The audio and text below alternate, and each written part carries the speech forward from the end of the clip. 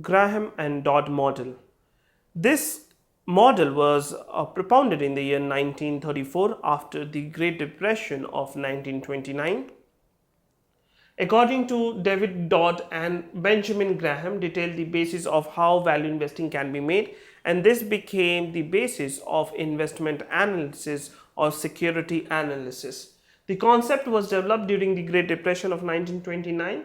The intrinsic factors are earnings, dividend, assets, and capital structure.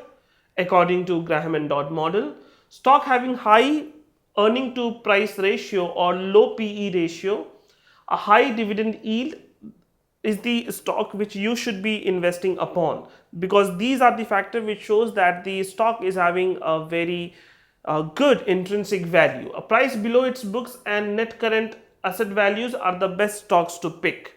If calculated price is more than current price, stock is considered undervalued and should be placed in your buy list immediately.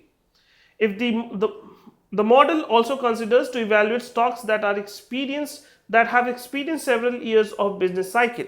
So it's over the period of business cycle that you try to evaluate stock and try to consider what is the valuation or the intrinsic value of the stock based on Graham and Dodd model.